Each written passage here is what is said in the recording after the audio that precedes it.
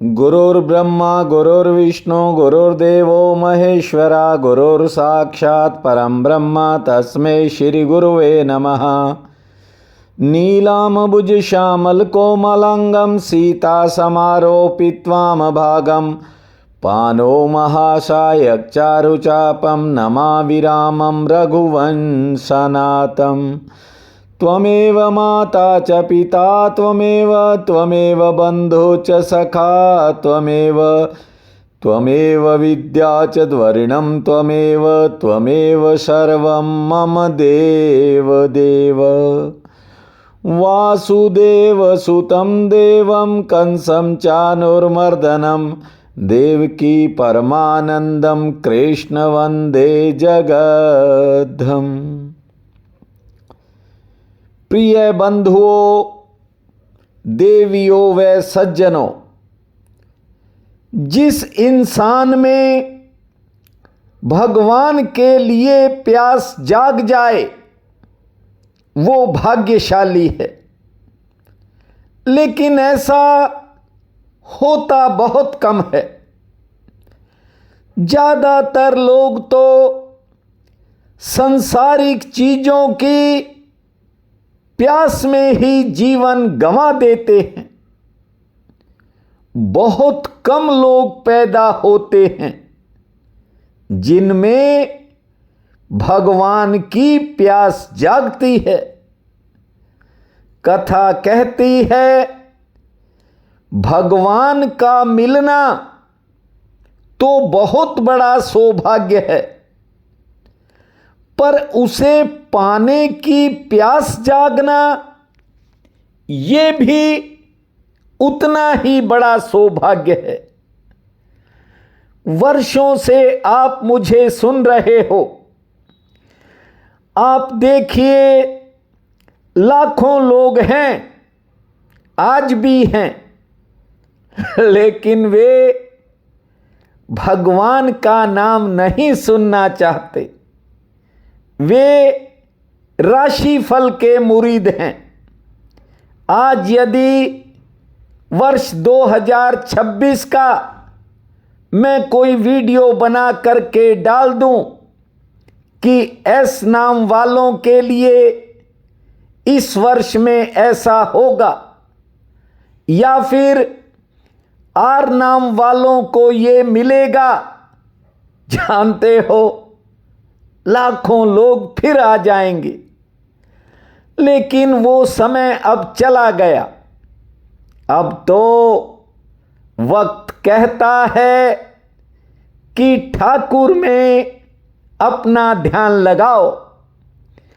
आप भाग्यशाली हो जो श्रीमद् भागवत कथा का श्रवण कर रहे हो।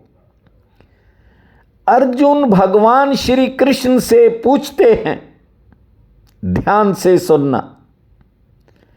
अर्जुन ठाकुर से कहते हैं कि हे माधव, मनुष्य जन्म और मृत्यु के बंधन से ये इंसान जन्म और मृत्यु के बंधन से मुक्त कब होता है, कब मुक्ति मिलती है?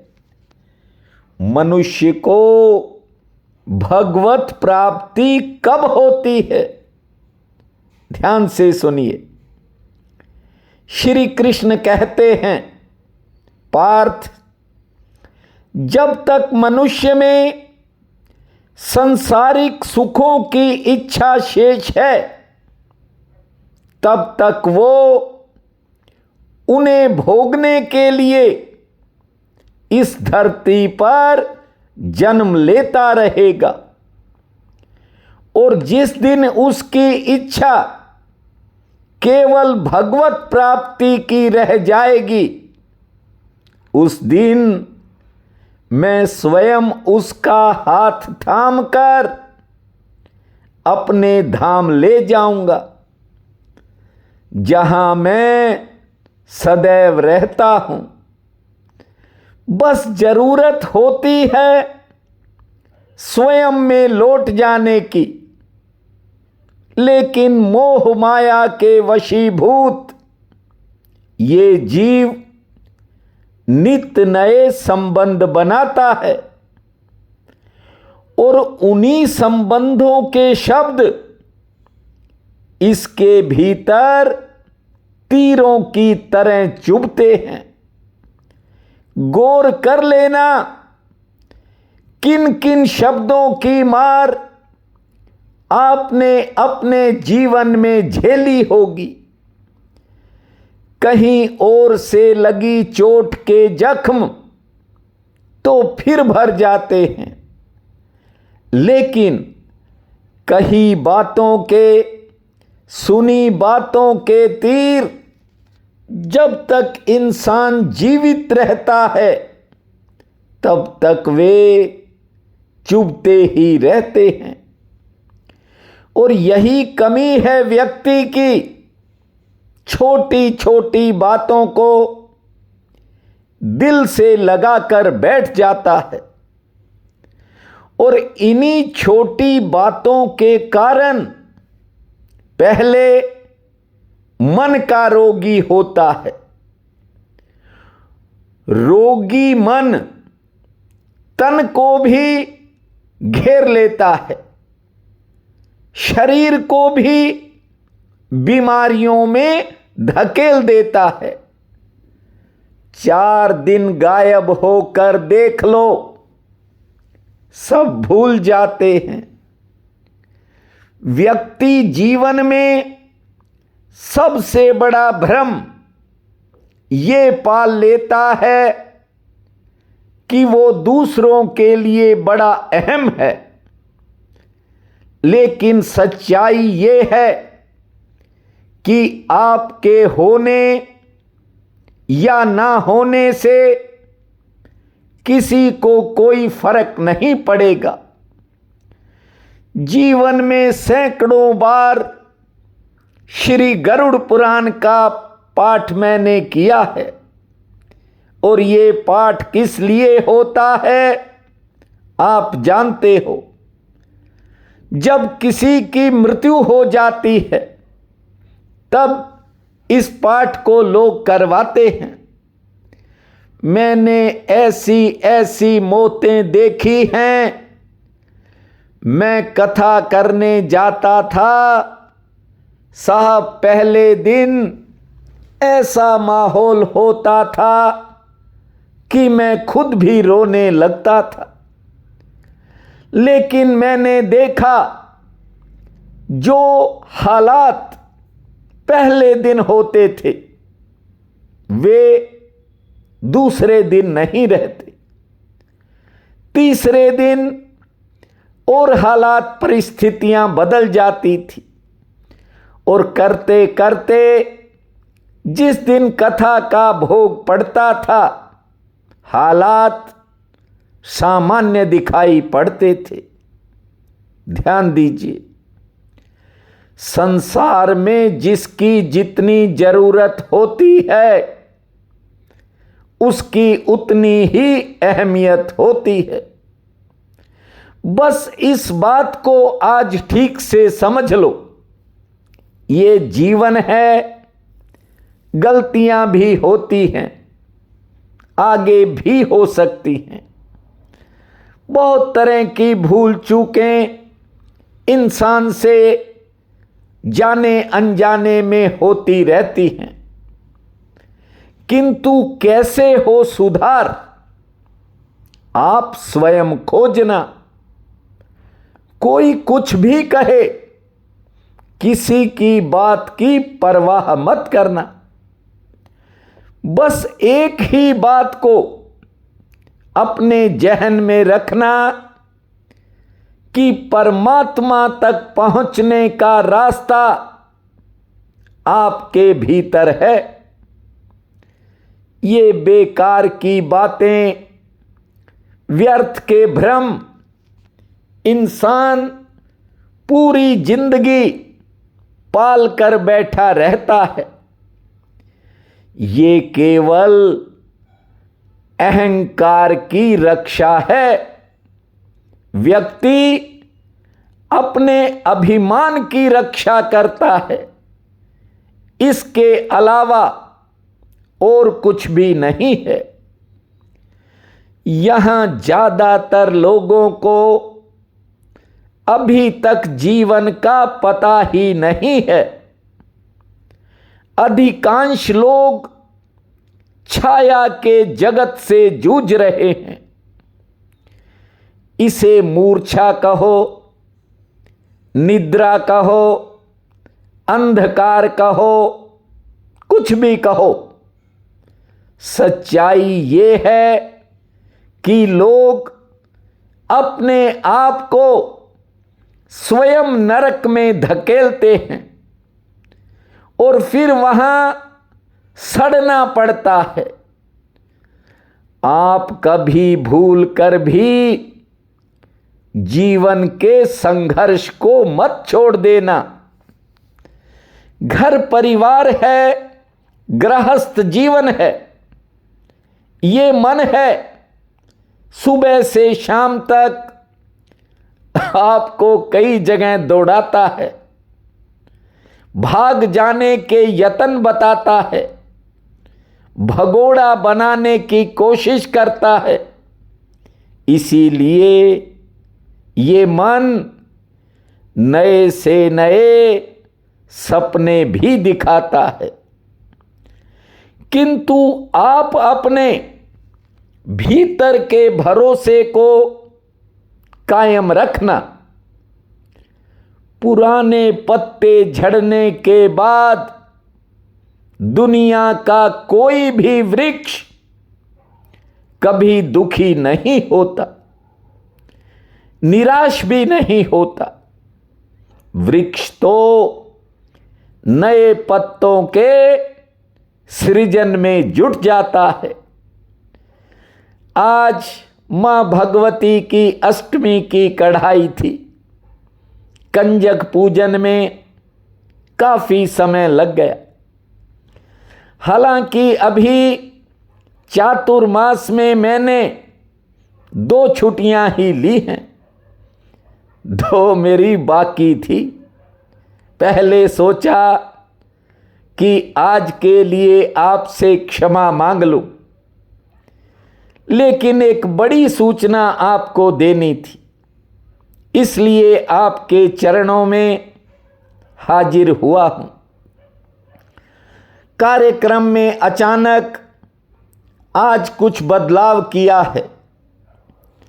मैंने श्रीमद् भागवत के कुछ प्रसंग संक्षिप्त में सुनाने का मन बना रखा था, क्योंकि समय अब कम रहता जा रहा था और कार्तिक में राम कथा सुनाने का मन था।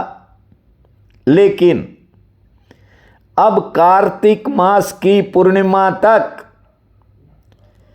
यानी 5 नवंबर बुधवार तक, ध्यान दीजिए,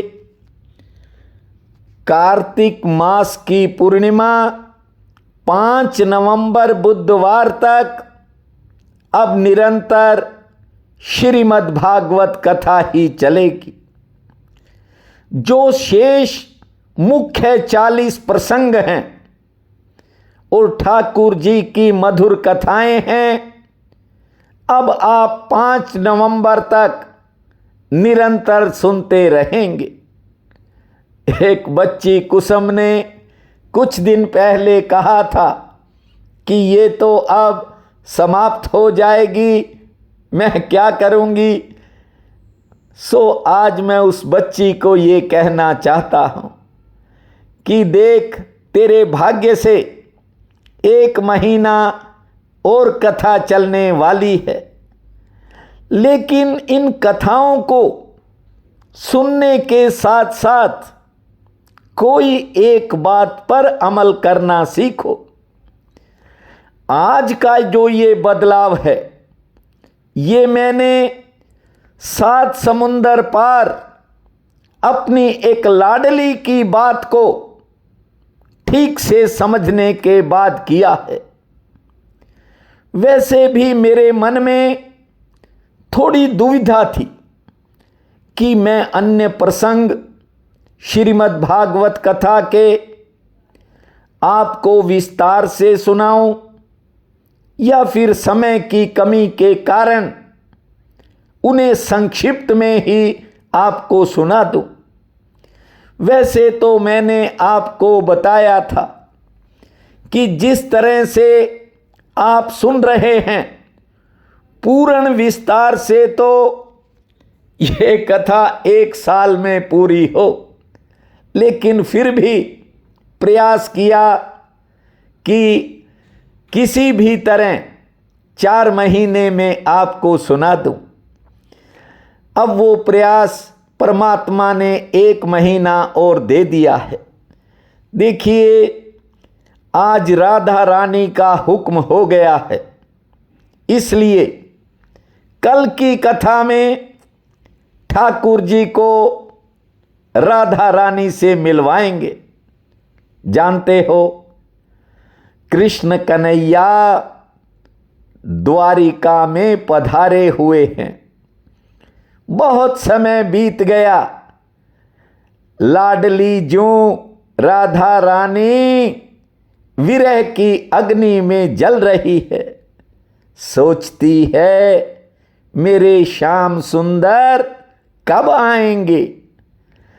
कुरुक्षेत्र के अंदर एक बार सूर्य ग्रहण लगा था। जानते हो, इस सूर्य ग्रहण के बहाने ठाकुर कुरुक्षेत्र में पधारेंगे। वहां राधा रानी से भी मुलाकात होगी, नंद यशोदा से भी मिलेंगे और भी समस्त ब्रिजवासियों सहित गौ माताओं से भी मिलेंगे। ये कथा आपको कल सुनाएंगे। और रही बात राम कथा की, वो जब भूमा का हुक्म हुआ तब आपके आंगन में फिर सुना देंगे। अब अपने गोविंद को मनाएंगे। आज इतना ही, शेष कथा कल।